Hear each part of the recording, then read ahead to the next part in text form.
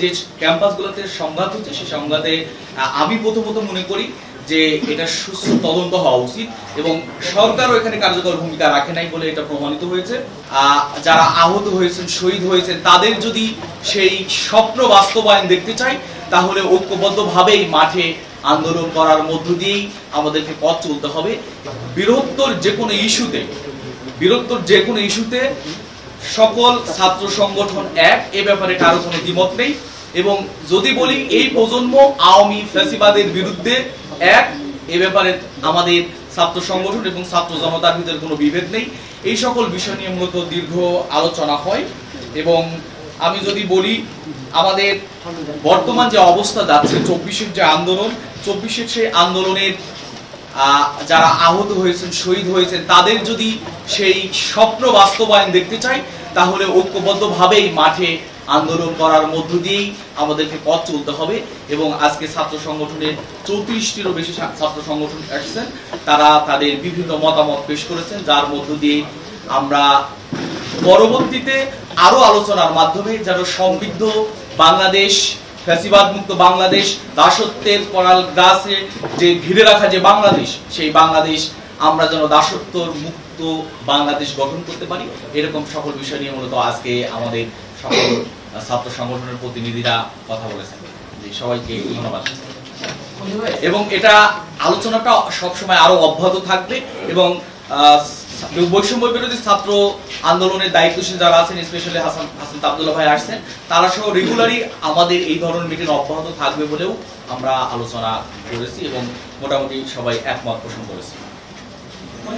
সম্ভবত এই 5-এর পট পরিবর্তনের পর এটাই আপনাদের ছাত্র সংগঠন থেকে প্রথম বছর এই ধরনের হয়েছে কিনা আমার জানা নেই আপাতত। বিষয়টা হলো যে এখন আমরা যে দ্রুত পরিস্থিতিতে আমরা দেখছি যে ছাত্রদের মধ্যে কিছু ধরনের বিভাজন সৃষ্টি হয়েছে, বিভিন্ন কলেজ কিছু ধরনের আন্দোলনের ঘটনা আমরা পেয়েছি।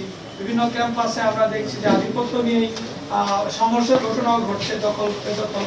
এসব নিয়ে আসলে আপনারা কিভাবে কাজ করবেন এবং আপনারা এই ছাত্র সংহতি যে কর্মসূচি থেকে দেওয়া হয়েছে, তো সেখানে আপনারা একসাথে কোনো কর্মসূচি করবেন কিনা, নাকি আপনারা যেমন এককভাবে কর্মসূচি দিয়েছেন আর সেভাবেই চালিয়ে যাবেন?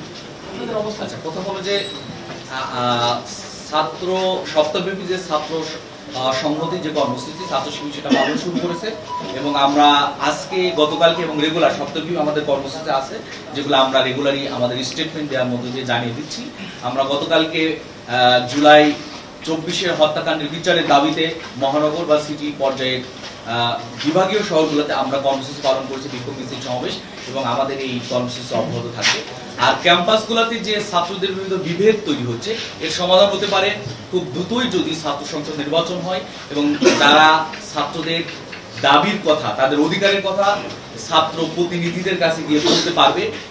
এটা যদি আমরা কার্যকর করতে পারি সকল ছাত্র সংগঠনের ঐক্যবদ্ধ প্রচেষ্টার মাধ্যমে, তাহলে এই ধরনের সমস্যা থাকবে না বলে আমরা বিশ্বাস করি।